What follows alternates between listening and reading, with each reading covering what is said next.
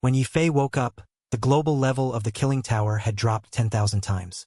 The competition among players was no longer about consecutive wins, but about win rates at lower ascensions. Challenging higher ascensions had become a niche track for a few experts. Any player who could win a single match could enter the global leaderboard, and reaching the top was the goal countless professional players chased after like ducks to water, and those who could successfully challenge were extremely rare on a global scale. The killing tower in this world was a brand new international version, merging features from version 1 and version 2.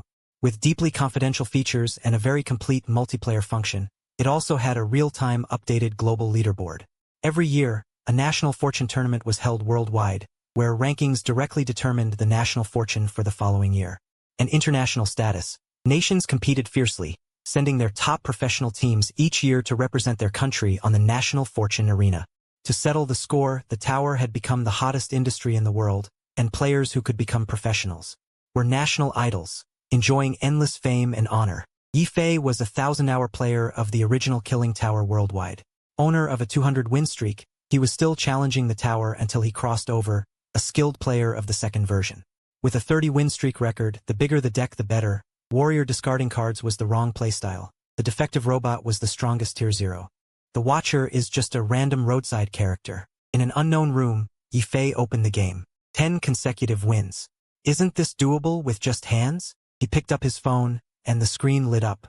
A notification popped up. National Fortune Battlefield Flash Report. Congratulations to the Dragon Nation team for placing 7th in the Killing Tower Global version. In the National Fortune Battlefield, successfully retaining their status. Keep up the good work next year. Yifei stared at this notification for 10 seconds. National Fortune Battlefield Global version. His mind wasn't fully awake yet, but his fingers had already tapped the notification. The page jumped to a section called Tower Jade Information Board. Newbie Guide. Starting from 0 and playing Ascension. Why you should choose the defective robot as your first pick. The more Yifei read, the more something felt off. He quickly scrolled through this.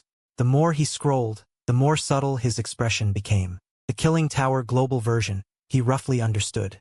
This world also had a Killing Tower, but it was different from the one he played. It was a fusion version of the first and second generations, including all characters, all monsters, all relics. At the same time, it had an extremely complete multiplayer system and community features. Players could directly match with random teammates, team up in groups of 4 to climb the tower, and there was a real-time updated global leaderboard. And the Killing Tower in this world was the core project determining national fortune. Each country sent representatives to participate in the National Fortune Battlefield, where results directly affected national rankings. Professional players were national idols. The viewership of top leagues rivaled the World Cup. Yifei wasn't particularly surprised by this. He had also read quite a few National Fortune web novels. What truly interested him was the game skill level of players in this world. He opened the global leaderboard and took a look. High Ascension leaderboard, Ascension 9 and above. Igauli. Party Hall, 1 floor clear, defective robot. Win rate 38.32%. UK Jason W. 1 floor clear, defective robot. Win rate 32.13%. Korea Tinsong Woo, Ascension 9 clear. Chu Jun, win rate 41.24%. Sakura. Nakara, Ascension 9 clear, defective robot. Win rate 49.75%. Dragon Nation Wu Hung. Ascension 9 clear, defective robot. Win rate 46.4%. Yifei scrolled down for a long time. Top 10, 9 defective robots. Top 20, 16 robots, for Chu Jun. He closed the leaderboard and entered the guide section. A post titled, Must Read Global Version, Best Team Composition Guide, High Ascension Victory. Guide was pinned at the very top. Yifei clicked in. The post's title boldly read, The Century Debate, Defective Robot versus Chu Jun. Who is the real Tier 0? He adjusted his screen and continued reading. The post was long, with charts and video links. It was clear effort had been put in. The OP made a detailed comparison of the pros and cons of the two characters. In the section describing the defective robot, he wrote, The single card values in the defective robots pool are the highest in the entire game. A leap with a discard drink, after upgrading it becomes 12 damage, making its efficiency the lowest among all characters. The orb mechanic of the defective robots pool is the strongest mechanic in the entire game, bar none. He requires no manual input, triggers automatically, and also covers blocking. High damage AoE across 3 domains, nearly perfect and comprehensive. And the part describing Chu Jun does not back down either. Chu Jun's ship construction build is the true ceiling of damage, the upper limit of in-game output. Invest in one weapon until the late game, and a single slash deals explosive damage. His performance against bosses is in no way inferior to the broken machine. Moreover, Chu Jun has scaling and cumulative build-up from ship construction. He grows stronger the longer the fight goes on. The machine's orbs have to wait for turns to trigger, while Chu Jun deals real-time damage instantly. Below the post were also video links of the 9 Void Pass runs for both characters, all from Korean and British. Live match records from professional players. The comments section was a heated mess. Yifei couldn't stand reading even half of it. Not because the post was poorly written, but because why even argue over these two characters?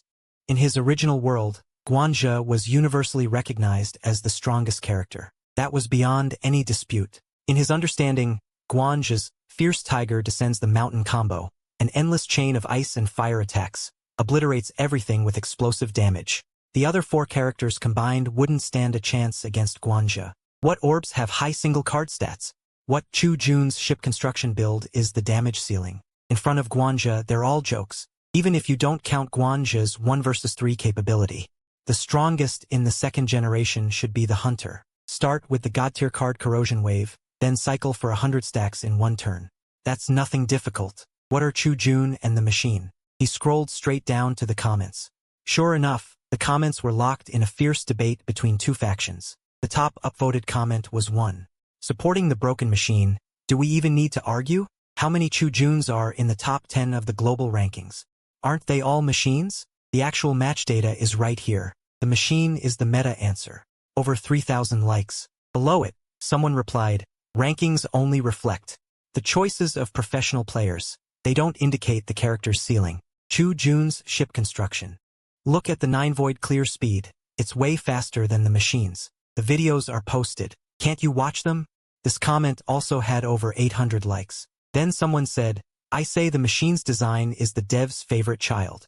Who agrees? Who opposes? That one had over 500 likes as well.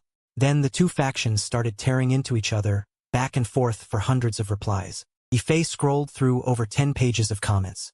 The more he scrolled, the tighter his brow furrowed, because he noticed that throughout the entire thread. No one mentioned Guanzhe at all, let alone the Hunter. Absolutely no one. Hundreds of replies of argument, all revolving around the machine and Chu Jun. Occasionally someone would bring up the Death Knight or the Warrior, but only to say the Death Knight functions as the team's card dealer. Or that the Warrior's team-wide buffs can't be ignored. Guanzhe the Hunter. These 2 characters seemed to not exist. Yifei scrolled a few more pages and finally, in a corner, he found a comment mentioning Guanzhe. Let's not even bring up Guanzhe. Anyone who likes playing him is automatically judged as having poor game understanding.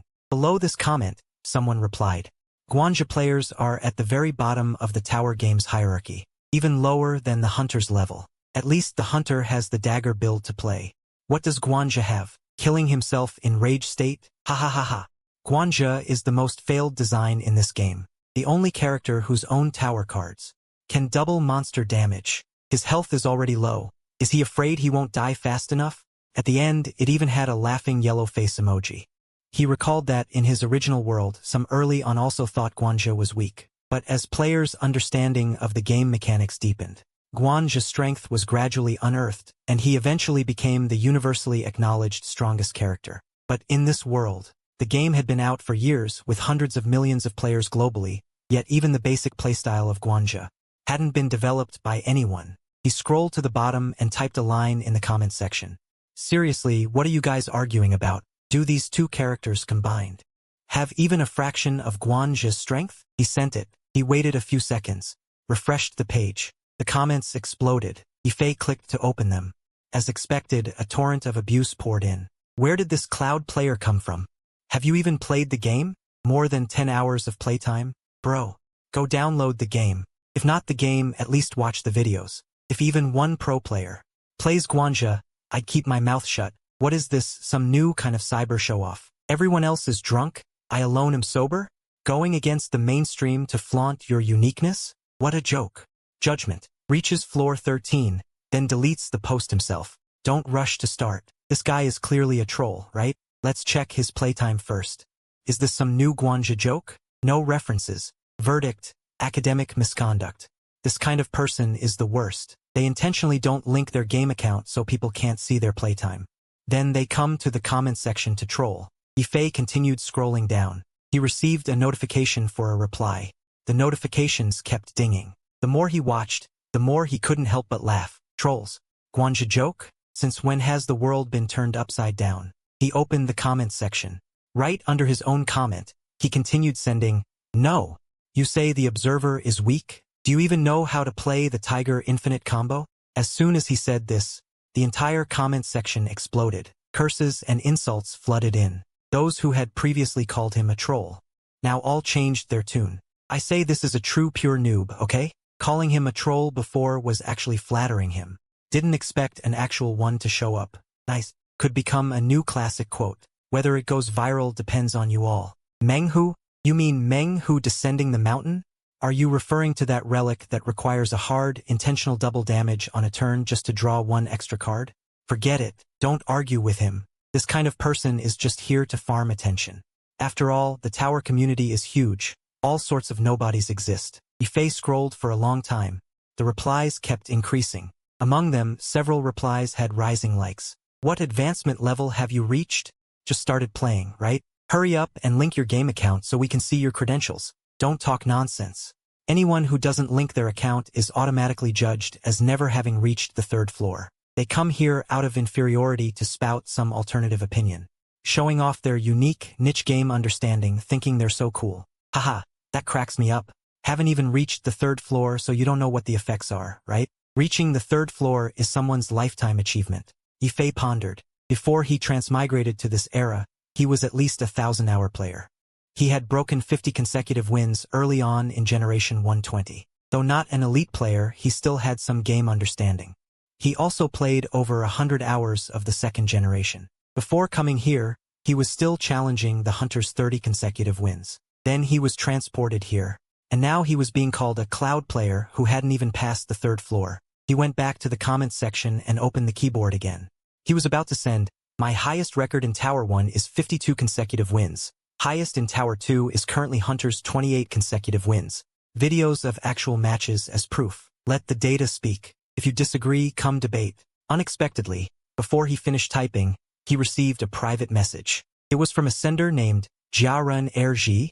"Your post has been reviewed by the admin. It is suspected of inciting flame wars and suspected trolling, using advanced black humor and other prohibited methods to drive traffic. The post has been banned. Please strictly abide by the community rules. Maintain a healthy community environment consciously. Taiyu Info Official." Yifei fell silent. Obviously, the tower level of this world, compared to his original world, is lower by an unknown number of magnitudes. In their understanding, they don't even know what infinite is.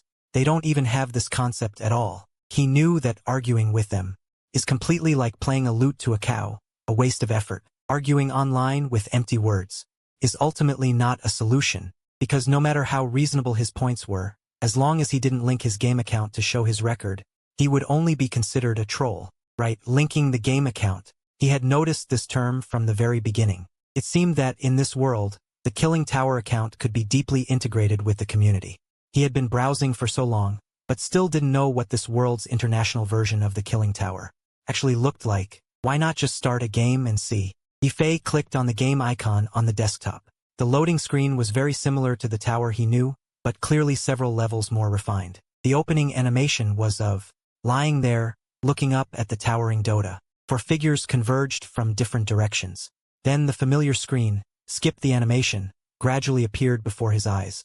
Unlike the simple interface of Generation 1, this version's interface was much richer. On the left was a row of mode entrances: single-player challenge, multiplayer online, ladder competition, national fortune battlefield, custom room. On the right was a real-time scrolling global battle window, displaying the latest achievements of professional players from various countries. Korean player Pop completed a speedrun in 11 minutes 47 seconds, setting a personal record. British team Thunder Light achieved 9 minutes 32 seconds in 4-player team mode, using 11 minutes 32 seconds. Dragon Kingdom player Wu Hong, while streaming a challenge, was attempting his first personal clear. At the real-time center of the screen was his personal panel. It displayed player ID, not set, current rank. For the highest level of advancement for the account status of clearance for binding. First, register an account. Yifei clicks on the username and enters Black Cis Friend. This was the in-game name he had been using before his transmigration, and it was also his exclusive username across all platforms. After registration, 2 lines of eye-catching red prompts appeared at the bottom of the screen. Congratulations, account registration successful. After binding your account, your battle records will be synced to the global leaderboard. Go to the platform immediately. Please ensure a real-time internet connection. Yifei didn't rush to bind his account. Instead, he first opened the game encyclopedia in the top right corner. It showed reviews like, not recommended for beginners, win rate bottom for those below advanced. At the very bottom, there were a few advanced tips for the Guanja, but the content was things like, in enraged state, pay attention to controlling HP, try to enter the next phase in a safe round, prevent excessive battle damage, and so on. In his eyes, these were basically nonsense. He had no interest in reading more. He briefly browsed other character decks. Apart from Guanja and a few conflicts with the first generation, most character decks retained the second generation's design. To his surprise, many tower cards and relics that were in the first generation but not in the second had been kept in this version. For example, the warriors, Tough It Out, the hunters, Catalyze, and the powerful first-generation relic, Bird Jew. These didn't matter much. He was more curious about another feature, the multiplayer mode. In his original world, the first-generation Spire was a purely single-player game. Apart from player-made mods, there was no real multiplayer mode. Although the second generation added 4-player co-op, it was limited to in-game friends. It was open multiplayer, but this version of Killing Spire had a highly complete multiplayer system. Not only could you match with strangers, but you could also do 4-player open matches and real-time voice chat. Open mic communication, chat box interaction. He rubbed his hands together. He clicked on the multiplayer mode on the left side of the main menu. The screen switched to a room list showing various public rooms. 6 to 5 charge, team composition, experienced players only. New character entry for 3 speed farm, area 3 to 1, come as ranger or warrior. Low-level casual game. 0 pressure, newbies welcome. Speed run for wins. Looking for a skilled robot player. Big shots welcome. Yifei simply walked in. Indeed couldn't find any higher. He unhesitatingly clicked into the first room. As soon as he entered, the other 3 teammates had already turned on their microphones and were having an intense discussion. I say 3 robots plus a ranger is more stable. Last time you picked that warrior, it could only hang 1, lightning orb didn't get the damage bonus. No need for 3 robots. 2 robots are enough. Haven't you seen the latest pro speedrun lineup? 2 robots plus a ranger and a bone girl combo. Both stable and has high ceiling. I'll play robot. I'm robot. 3 wins, 67% rate. You pick whatever's left. Bone girl's no good. Too little damage. You need a warrior to open a meat wall. Tanky and provides buffs. Once it grows, damage is high too. Yifei listened to their discussion and didn't want to say a word. He turned off his microphone, moved his mouse to the far right, and clicked on the forgotten purple-skinned character, Guanja. Basically, 2 robots don't lack damage output. What we need is a card dealer. I think it's still 2 robots plus a warrior and a healer. Wait, that new guy who just came in hasn't said a word. What did he pick? He picked Guanja. The room fell silent for 2 seconds. Kick him, waste of time.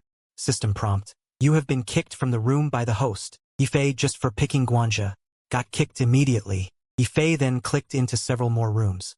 Damn, who picked Guanja? Kick him.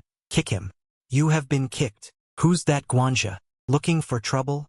Just kick him. You have been kicked. This round, everyone plays casually. Bruh, play casually doesn't mean pick Guanja, a character that dies easily. Always making us waste a campfire to heal him. Really ruins the game experience. Don't mind him, just kick the noob. You have been kicked. Yifei kept entering rooms, and without exception, every time he picked Guanja, he got kicked. What crime has Guanja committed in this world anyway? There was even a room that kicked him out just because his account page showed the highest difficulty level. He was kicked out before even clearing the stage, without even a chance to pick a character or say a word. After all that, not only did he fail to enter the room, but he also received a private message. Yifei opened it and saw, Guan dog, get the hell out of the tower circle. You're polluting the environment. You're disgusting everywhere. Picking Guanja blindly in rooms and hyping him up, your whole family's dead. Yifei couldn't hold it in anymore. He slammed his hands on the table and shouted in anger. Your whole family's dead. You noobs, your whole family's dead. He finally understood fully. In the player community of this world, Guanja was considered the absolute bottom-tier character. This mindset was deeply ingrained. Picking Guanja in random matchmaking wasn't just a simple issue anymore. It was directly tied to intentionally being annoying, harming the game experience, and polluting the game environment. Anyone who picked Guanja in a random matchmaking room would be treated like a rat on the street, destined to be attacked by everyone. Kicked by everyone. Yifei gradually calmed down and began to think. Maybe it was because he was used to single-player mode that he overlooked the fact that in multiplayer mode, monster health doubled. Guanja had low health. If he couldn't kill quickly, maybe he couldn't perform. As well as in single-player. Right now, he shouldn't be fixated on whether he could play Guanja. The priority was to first get into a room and experience it. At least see what the game looked like once inside. Otherwise, he kept getting kicked without even seeing the game field. To be able to enter a room and play normally, he had to compromise for now. He scrolled through the list and locked onto a room named Beginner Difficulty No Pressure Fun Game. Just play. He immediately clicked in. Someone's here, someone's here. Hi, you're new to this game too. No worries, we're all just playing casually. This round is a fun game, just to get familiar with the rules and content. Winning or losing doesn't matter. I saw online that this thing called Fault Robot is really strong. I want to test if they're actually that good. I'll play this Soul Contractor. Looks pretty cool. It's called Necromancer. Oops, wrong name. No big deal, just have fun. Yifei listened to their conversation. It was obvious they were really just kids new to the game. Since clicking on a profile showed a player's match history, he was also considered a new player just starting out like them. After all, his account had just been unlocked. His stats were all zeros. It was understandable. What surprised him was that these teammates, compared to the previous rooms he encountered, were very friendly. They didn't seem to care about character strength, team composition, or anything. That relieved him a lot. He quietly moved his mouse to the silent hunter next to Guanja. He listened to their conversation for a while and found no one paying attention. So he clicked it with ease. Have you all picked yet? If you're playing those characters, I'll have to play Chu Jun. The person playing Chu Jun happened to be the room host, who hadn't spoken until now. Now he finally spoke up. The host's username was My Shield Blade Can't Move. He was also a new player, but he already had 20 hours of playtime, a bit more familiar with the game than the other newbies. Most importantly, he had just learned a new Chu Jun playstyle online called Station Fleet, so he opened a beginner room to show off. For that, he specifically installed a DPS counter mod in this room. Once Chu Jun's station value stacked up, he could deal tens of thousands of damage per hit, definitely impressing these newbies. On the surface, picking Chu Jun seemed like a reluctant choice. He casually agreed, but deep down he was thrilled to get Chu Jun. You little newbies, just wait to be blown away by my massive damage, haha. Character selection complete. All 4 roles filled: Fault Robot, Chu Jun, Necromancer, Silent Hunter. Everyone ready? I'll start. The host clicked confirm. The screen began to load. Yifei leaned back in his chair, a slight smile curling on his lips. After waiting so long, he could finally officially start his first game.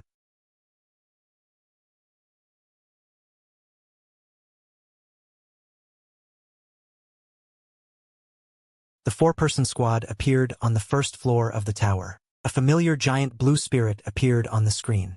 3 options were displayed below. The game began. Is this the mother of symbiosis? Meow? At the start, players are given 3 boon options, which largely determine the direction of the upcoming development, whether for Tower 1 or Tower 2 players. This mechanic is all too familiar to them. Yifei glanced and saw the 3 options were Arcane Scroll Curse, Pearl, and Loose Wool. The function of the Arcane Scroll is to add 1 random rare card to your deck. Roaring Sea at the start of an elite battle. Draw 2 extra cards. Loose Wool, 10 out of 10. Take 13 damage, then choose 2 cards from your deck to remove. Yifei smirked. No need to think about what to pick, right? So lucky we got the Arcane Scroll. Yeah, starting with a rare card is a freebie. No reason to refuse it, right? Lucky we pulled an Arcane Scroll. Otherwise, the other 2 are complete garbage, especially that wool, pure negative effect. I think the second one isn't bad either, but still not as good as the first one. No need.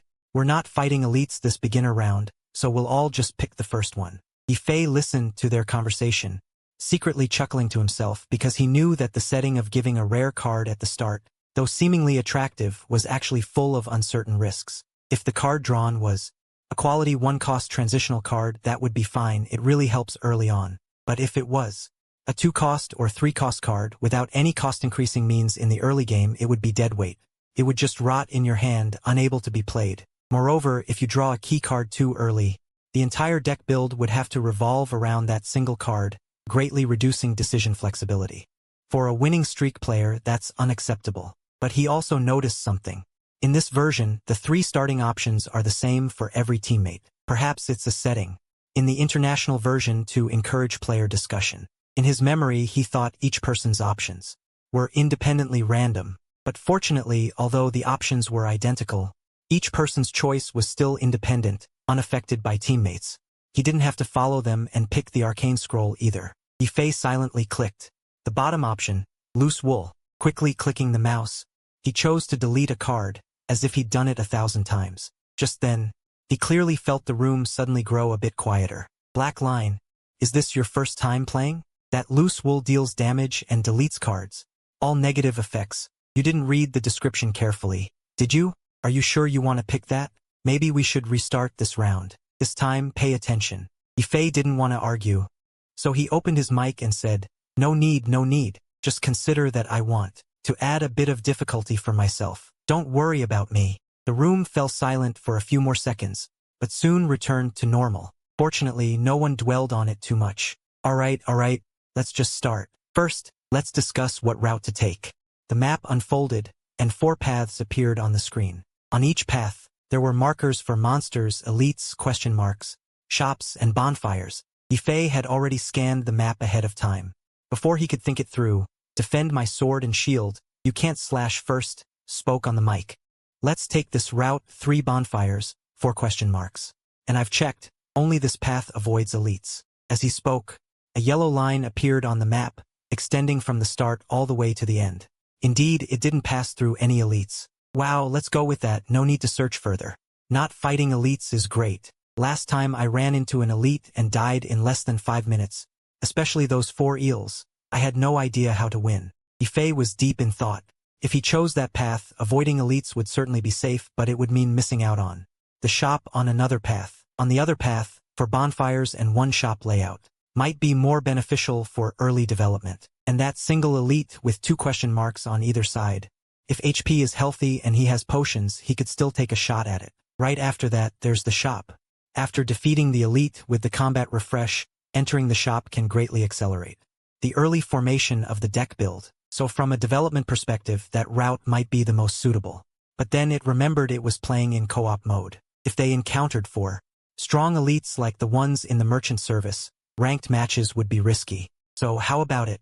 Have you decided? If no objections, let's take this path. Yifei didn't say much. For now, evading elites might indeed be the best choice. Alright, let's do it. I have no objections either. Yifei opened his mic and said calmly, okay, then we'll start on this route. At the beginning, the first few minor enemies were very simple. They pushed through smoothly without anything special, just busy adding the newly obtained various cards to their decks. Many card descriptions were clearly seen by them for the first time, and they occasionally showed shock. Damn, this card is so strong. That was the voice of the Fault Robot player. Really? Let me see. Look, you already drew a Western Europe card. Oh, it's a Western Europe card. I didn't notice. No wonder it's so strong. Wow, I'm so jealous. I heard. The robot with all 3 types of energy orbs has no weaknesses. Looks like we'll have to rely on you to carry us. Ha. Ha ha ha ha. The host listened to their conversation, pretending to be calm. He said nothing as he looked at his own ability card, Fusion Martial Arts, which reduced death by 1 each turn. A smile appeared. He quietly opened the damage per second counter and glanced. Fault Robot D, Chu Jun D2, Silent Hunter D4. He let out a relieved sigh. Everything was going according to his plan. Only Yifei watched the cards flashing on the screen. He skipped most of them. In the first few minor enemies, he only picked up 1 deadly poison, plus some defensive cards and cycling. No high-quality offense. For the next few question marks and minor enemies, he only grabbed 1 calculated gamble.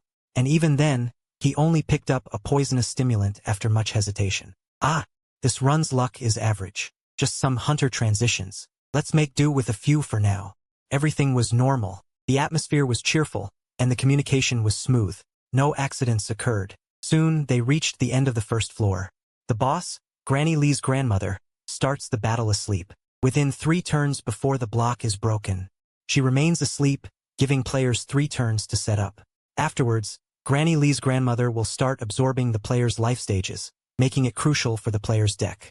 Value and burst kill ability. The longer the battle drags on, the lower the chance of victory. As expected, the Fault Robot and Chu Jun directly broke through the boss's block in the first turn. Actually, there were still 3 health left unbroken, but the Fault Robot's lightning orbs triggered. Gotta hand it to the Fault Robot. We broke his shield in just 1 turn. The room was filled with a lively atmosphere. Only Yifei muttered a few words to himself in annoyance. Staring at the boss's long health bar, he silently clicked the skill potion and selected the gold skill card with a green wave pattern, Corrosive Wave. Corrosive Wave. After use, for each card drawn this turn, deal 3 poison to all enemies. That means, combined with Backpack Juggling or similar 0-cost 1-draw cards, 1-cost 3-draw, you can achieve 12 or even 14 poison stacks in a single turn. But Yifei didn't draw any juggling or draw cards this turn, so he couldn't play the Corrosive Wave. Yifei smiled lightly. No big deal. Granny Lee's grandmother was awakened in the first turn. After the first turn stun, she revealed her red blades, a sign of high damage. It's over. The damage is high, but if I block, won't I miss out on playing Rainbow? This was the Fault Robot player. Since he grabbed every card he saw along the way, he now had 4 ability cards in hand. At the moment, he had a Rainbow and a Creative Romance in hand, both expensive 2 or 3-cost cards. He couldn't play them at all. Facing this situation, he couldn't even activate, and couldn't defend against the damage. He only had 1 defensive card to barely block. Chu Jun looked at his own hand. Calmly, he played a Furnace, using the remaining 2 energy to activate. Although he would still take 5 damage, it was acceptable. End of turn. Granny Lee's grandmother swung her big blade. From the health bar on the left, it could be seen. Fault Robot corroded, Chu Jun corroded, Silent Hunter corroded. After a few more turns, Granny Lee's grandmother took a big breath, and everyone's agility and strength faced corrosion. I finally triggered a creative combo, and with 2 more ability cards, I can activate it. 3 lightning spheres have been charged. Lightning dealing 3 to 8 damage shaves off a chunk of the boss's health. Now that's what I call damage. On the other side, the Necromancer happily played his overpowered card, Death Pact. He stacked 21 layers of calamity on the boss and contentedly ended his turn. Now it's the Silent Hunter's turn. At this moment, a green corrosion wave appeared in his hand again. Earlier, due to pressure from damage and card draw issues, he had been unable to play it. No longer hesitating this turn, Yifei decisively used it. Followed by a tumble, he finally stacked 12 layers of heavy waterfall on the boss. At the far right end of the boss's long health bar, a small, inconspicuous green segment appeared. Shortly after, Grandmother Lee's high-damage head strike fell again. Chu Jun and the Bug Robot's health dropped first. No good. The current conditions are still lacking. I can't go all out against him yet. Between blocking and attacking, Chu Jun chose to attack again. Taking 6 damage, he played a Battle-Forged Brew, 7 damage, 5 forge. Not long after, Grandmother Lu took another deep breath, and everyone's agility and strength turned negative again. So far, everyone's agility and strength have been reduced by a total of 4. Sigh. Why does this card deal no damage when played? Is it a bug? The Bug Robot player stared at the card in his hand. It doesn't attack either. It's a 0-cost attack card dealing 3 damage, but now due to strength being -4, it's become harmless. That's because this buff absorbs our agility and strength, Chu Jun explained smugly. Only then did the Bug Robot and Necromancer notice the chart under their health bars showing strength -4 and agility -4. After just 1 turn, Grandmother Lu revealed her attack artifact shaped like a giant blade. After several turns of growth, her strength had risen to 12. It's over. Can't defend anymore. The Bug Robot looked at the 4 attack cards in his hand and a single 0-cost defense card. The Bug Robot was sweating. Because he had grabbed any card he liked along the way, the proportion of defense cards in his deck was severely unbalanced. Although his defense cards had high average stats, he often faced big challenges when he failed to draw them. Earlier, he had sacrificed blocking to play high-cost ability cards, taking a lot of damage and ending up with very low health. Now that his setup was complete, with agility at -4, he had no chance to block damage. I'm dead. The Bug Robot crashed first, his corresponding character falling to the ground in the visual. Next was Chu Jun.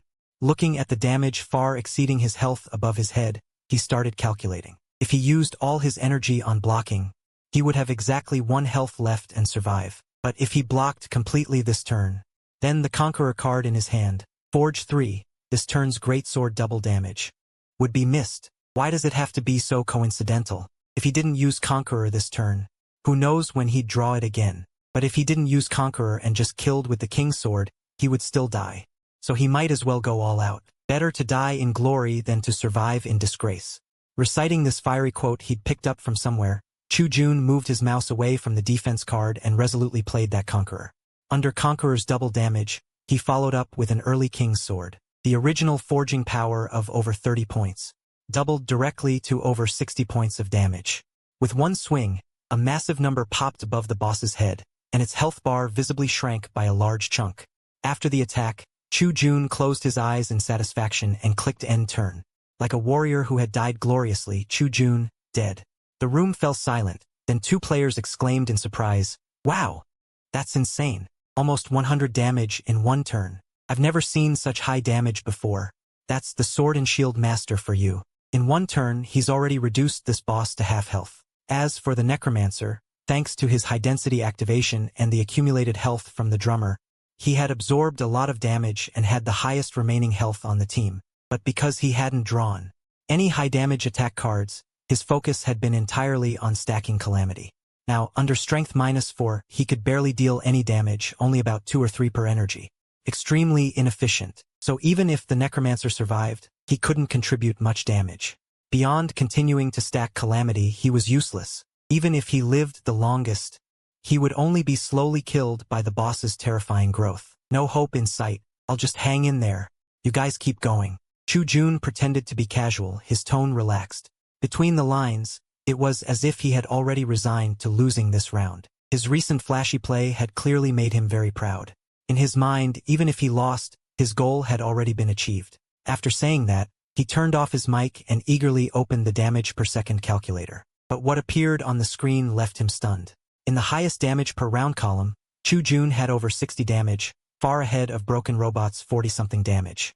Ranked first, no surprise, but in the average damage per round column, the one ranked first was neither Chu Jun nor Broken Robot, but the name he had never paid attention to from the start, Silent Hunter, something like, "Hey she, how is that possible?" He quickly looked at the recorded values behind, feeling incredulous. Although Chu Jun's final blow dealt high damage, since it was calculated as average damage per round, the value after averaging across all rounds was not high. It was only around 30 on average. Conversely, Silent Hunter's single-round damage wasn't high, but due to the continuous accumulation of poison stacks, even without playing cards each round, it could consistently deal damage. By now, the average damage per round had risen to over 40, and this number was still growing. In fact, all of this had been foreshadowed from the beginning. Silent Hunter started with 12 cards. Because Yefei chose the loose hat during the Neo 3-choice selection, he lost 2 cards at the start, plus the few he drew later. The entire deck only had 18 cards. With the support of the acrobatic backpack, the cycle speed was extremely fast. This allowed Yefei to cycle through deadly poison plus corrosion once every 3 rounds on average. Therefore, since he applied the first poison, he could add 12 to 14 stacks of poison every 2 rounds on average. Up to now, the poison stacks had risen to over 40. My strength has been completely drained. I can't deal any damage at all. This boss is so strong. How can we possibly win? This was the voice of Wraith July. At this moment, he was looking at the low-damage attack cards in his hand, worried. Sigh, this game is still too hard. We must be too noob.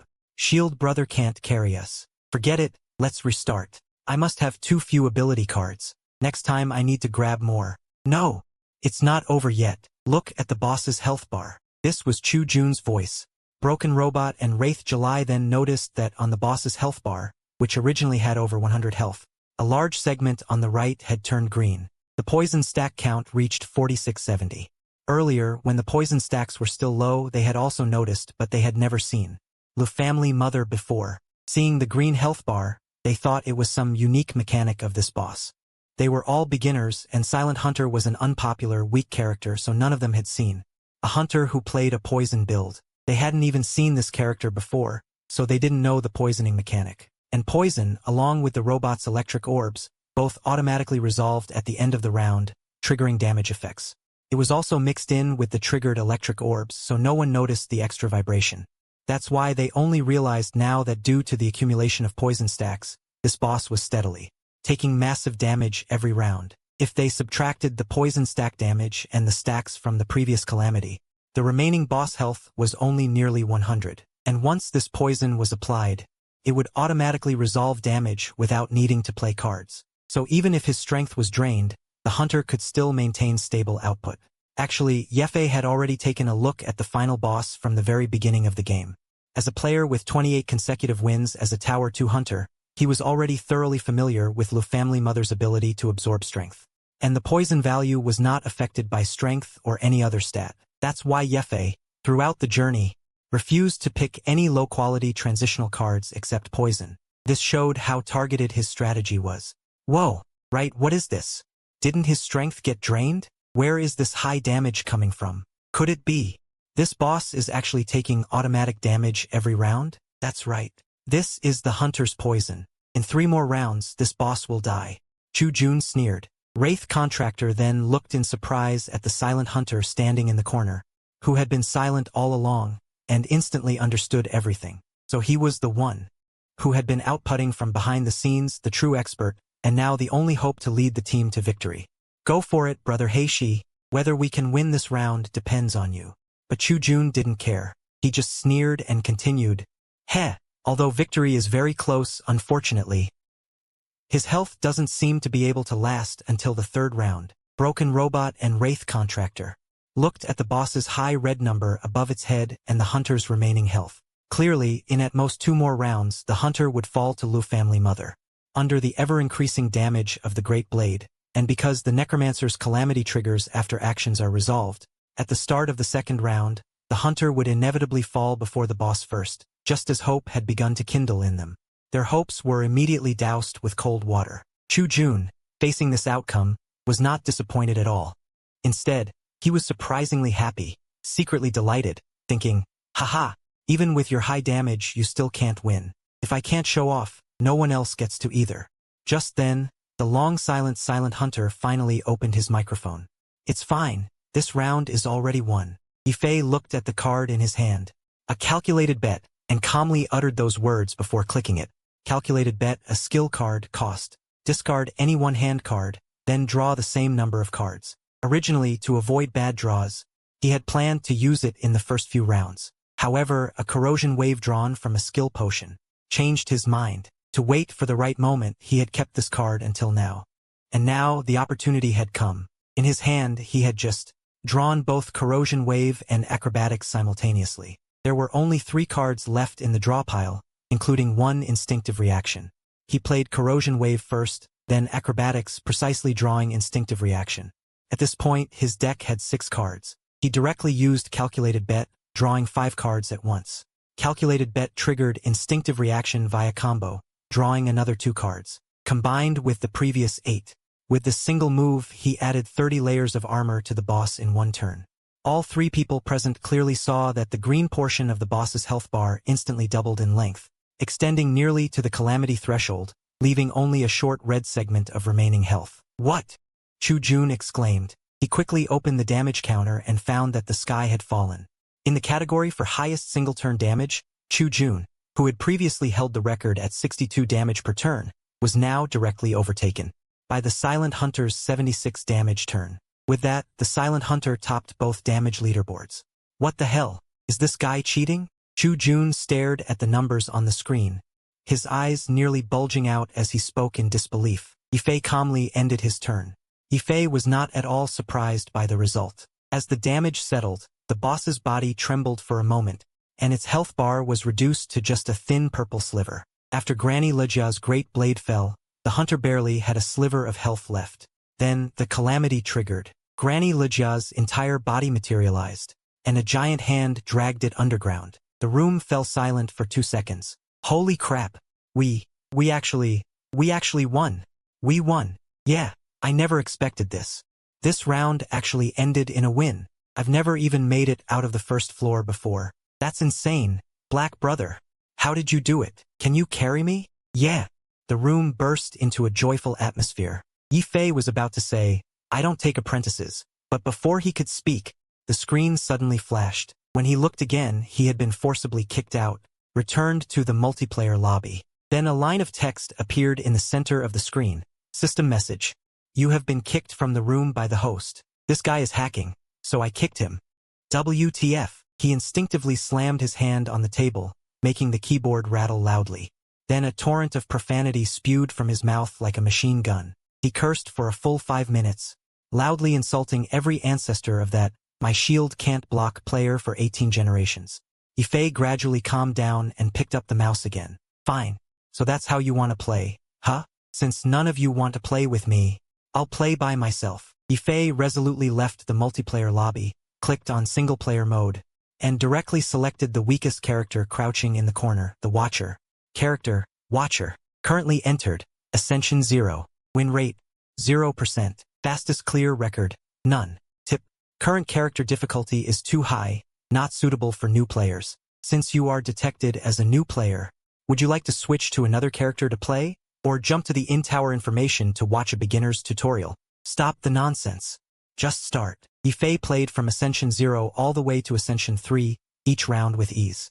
His card luck was neither good nor bad, with nothing particularly noteworthy. It was all basically unconscious, instinctive play. He even let his mind wander to what he'd have for dinner while pushing through Advanced Level 2, and the boss in front of him had already fallen. He didn't think much of it at the start of Advanced Level 4, until the second floor. A tiger descending the mountain card appeared in the Tazu rewards. Damn, waited so long. Finally got you. Once this card was in hand, the entire rhythm of Tazu changed. With the tiger unleashed, rage, calm, rage, then calm again. This cycle felt like winding up a spring. The monster's health dropped chunk by chunk, and elite monsters couldn't hold out for 2 rounds. The boss didn't last much longer either. At 37 minutes and 14 seconds, the final boss, the experiment subject, fell. The corpse burned to bones. Yifei looked at the settlement screen and flexed his fingers. 37 minutes and 14 seconds. In his original world, this result was only average. For a speedrun with the blader, anything under 40 minutes was just average, and the top-tier experts could even keep the time under 30 minutes. This result was nothing special for the blader, but he thought it was decent. After several rounds, it was the best score he'd achieved today. Slower than expected, but still okay. As soon as he exited the page, a sudden grumble came from his stomach. Then a wave of fatigue hit him. He looked down and realized, since the transmigration, he hadn't eaten anything all day. He glanced at the time in the bottom right of the computer. 7:30 p.m. The sky outside the window was already dark. No more playing. Let's stop here for today. The priority now is to get a proper meal. He opened his phone account, and the balance column clearly showed 10,000 yuan. 10,000. Yifei stared at that number for 2 seconds, his mind racing. 10,000 yuan was neither too much, nor too little, but it was enough for him to survive a while in this world. And the problem was obvious. He had to find a stable source of income before this money ran out. He shut down the computer directly. The restaurant sign glowed with warm yellow light, and the place inside was bustling with chatter.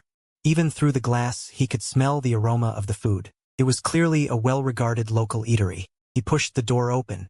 The restaurant wasn't big, with 7 or 8 tables all full. Almost all the customers sitting near the outer side had their chopsticks holding food, but their eyes were all fixed on one spot, by the window. 2 middle-aged men each had a bowl of noodles, their chopsticks suspended in midair, their gazes fixed on the same direction. That direction was a large TV mounted on the wall, playing a program. Yifei found a seat in the corner. Just as he picked up the menu, a stirring opening theme song played from the TV. He looked up. It was a program he had never seen before, with a golden logo and burning effects that made it look like an official esports news show. In this world, Spire International was the most popular game, enjoyed by people of all ages and genders worldwide. Almost 80% of internet users were players of this game. Spire Esports had naturally become the most watched national sports event. Its popularity surpassed that of all other sports combined. Dragon Kingdom was no exception. Keeping up with the latest Spire Esports International Tournament information and watching live streams of professional players had become a daily habit for the people of Dragon Kingdom. Discussing Spire Esports match results was a topic countless Dragon Kingdom citizens eagerly talked about, over tea or after meals. Since it was tied to national fortune, it wasn't just gamers. Even middle-aged and elderly people who rarely went online would occasionally chime in. This was a perfectly normal phenomenon in Dragon Kingdom.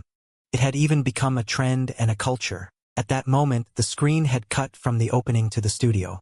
The host was a well-dressed young woman with exquisite makeup, smiling at the camera. Welcome to this episode of Tower Realm Storm. Today, we are honored to have invited the professional team that just returned from the Spire National Fortune Tournament. Representing Dragon Kingdom, the Xixia team's players. Let's give a warm round of applause. To welcome the captain of the Xixia team, Lin Xiao. The camera shifted. A young man in his early 20s appeared on screen. He wore the red uniform of Dragon Kingdom, with a golden dragon emblem embroidered on his chest. He sat upright, but the expression on his face looked as if he were carrying a heavy weight of 1,000 stones. Dark circles under his eyes were heavy, and his lips were pressed into a thin line. Clearly, he had been under long-term stress and lacked rest. He nodded slightly to the camera, forcing a smile. The restaurant grew quieter. Many customers set down their chopsticks.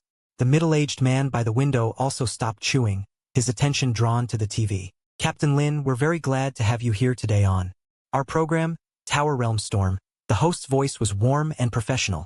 First of all, congratulations to the Dragon Kingdom team for achieving 7th place in this tournament. Although it's a pity you didn't make it to the finals, you still successfully secured the seed spot for the next competition. At a nearby table, the previously quiet moment suddenly turned into hushed discussions. 7th again. Last year it was 7th too. Can't do anything about it. The UK team's fault robot has already developed a 3rd generation strategy, while we're still mastering the 2nd generation. We can't even learn it. I saw online that our Dragon Kingdom hasn't had a top-tier world player in 5 years. Except for Wuhan, and that's still Wuhan. And below that, there's no one left. Lin Zhao's mouth twitched slightly as the host continued to question. Everyone's gaze returned to the TV. For the results of the National Fortune Tournament, the hundreds of millions of viewers in our Dragon Kingdom are deeply concerned. Today, we also received news of your return at the very first moment. Regarding the outcome of this tournament, as the captain, is there anything you want to say to the national audience? Thank you. His voice was a bit hoarse, and he paused for a moment in his tone. I'm very sorry. I know our performance this year was poor, and we failed to live up to the hopes of hundreds of millions of viewers nationwide. As the captain, I should bear the main responsibility. Here, on behalf of the entire team, I want to say to the national audience, I'm sorry. After saying that, Lin Xiao stood up directly.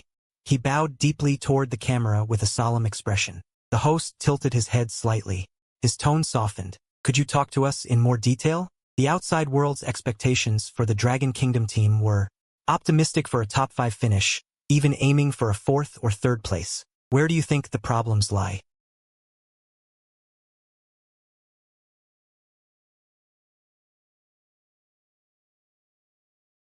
Currently, a man with headphones and slightly messy hair was shouting into the microphone. His live stream screen had the character avatar in the upper left corner, and next to the watcher was displayed his current stage level. The live room had 1,247 online viewers. The bullet comments were scrolling wildly. Kai the chef is awesome. Here to learn techniques again. I'll never learn this approach in a lifetime. Kai the chef, real name Chun Chu, is the #1 watcher player in the Dragon Kingdom. Ranked in the global top 10 for speedrunning. He has millions of fans. In the Dragon Kingdom Tower community, the Watcher is a niche and unpopular character. Few masters play the Watcher, and almost no one plays this build well. So when the Watcher is mentioned, everyone thinks of him first. The nickname Chef God has even become synonymous with the Watcher. Right now, he was challenging the Night Dance speedrun record, explaining while playing. See this? You have to switch to calm here. The monster's attack intent has already been telegraphed. You have to switch when necessary. If you stay in Wrath, the monster deals double damage.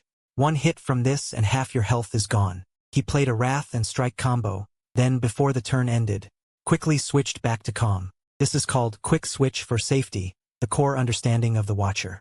Many players die easily with the Watcher because they don't know when to retreat. The bullet comments immediately followed. Learned. So that's why I die so fast. That's amazing. Is this top-tier understanding? Now look at this. Kai the chef continued playing. The next turn, the monster had no attack intent. He first played a Calm card. Convert to Rage output again. This is called Ice to Fire, which can increase output cost. Using these two combos in rotation is the basic framework of the Watcher. If you can master this practice, you can easily beat A3 difficulty and below. Bullet comments cascaded like a waterfall. Damn, this move is way too complicated. I didn't even get it. I'll record and study frame by frame. Got it. Can't figure it out right away. Chef God's game understanding is top-notch. Kai the chef smirked proudly and continued advancing. At that moment, among the bullet comments, a different message scrolled by. Chef, check the forum. Your Dragon Kingdom Watcher world record has been broken. But soon, that message was quickly buried under the flood of Chef God is awesome. 666, vanishing in the torrent of bullet comments. It didn't catch anyone's attention. Kai the chef kept playing and explaining, occasionally dropping his signature catchphrases. Grab the good cards. Not taking them makes you inhuman. The bullet comments joined in the hype. The entire screen was flooded with grab the good cards. The live stream was lively and cheerful. In less than 20 minutes, the floor boss fell hard, and the room erupted again. Kai the chef leaned back in his chair, calmly took a sip of water, and glanced at the bullet comments. Among the dense barrage, a less noticeable line flashed by quickly. Streamer, your S-level speedrun record seems to have been beaten. Before he could read it clearly, that comment was quickly swallowed up by in the vast ocean of 666 and greatness, not even a ripple was made. The hand holding the cup paused slightly. He recalled that his speedrun record as the S-tier guardian had been #1 on the Dragon Kingdom leaderboard for 3 whole years. It had never been touched, and those ahead of him on the global rankings were all professional players from several countries. No one within the Dragon Kingdom could even reach that threshold. He didn't think much of it, set down his cup, rubbed his hands together, turned back to the screen. All right, we finished the first floor, let's go straight to the second. The card drawing strategy for the second floor is completely different from the first. Watch closely. He opened the map and began planning the route. The comments were still lively, but the topic of discussion had already started to shift. Hey, has anyone seen that guy called Black West 4? He's #1 on the A4 leaderboard. I see it, 37 minutes 14 seconds. That's 5 minutes faster than Chef Kai. Wait, that guy's leader A3 also made the leaderboard. And all in the Dragon Kingdom top 10. No way, impossible. Besides God Chu, who else could score that high? Really? Are you sure you're not looking at the wrong leaderboard? At first, these comments only drifted by sporadically. Chef Kai was completely focused on map planning and hand selection, paying no attention. He was still explaining. This route has 2 elites. We'll avoid them and go this way with more question marks. The Guardian has low HP. You can't go head-to-head with elites early on, too risky. More and more comments started discussing that guy called Black West 4, gradually flooding the whole comment section. Who is he? Never heard of him before. I just checked. It's a new account played only today. He made the A4 leaderboard. You're telling me this is a new account? Is he even human? No idea. Besides God Chu and the pros, who else could score this high? Not sure. Probably some pro player on a SMUF account messing around. Chef Kai's voice gradually slowed down. He began to notice that the comments had little to do with his gameplay anymore. The comments were no longer about good cards or grabbing 666, but full of discussions about Black West 4's record-breaking new account. Impossible.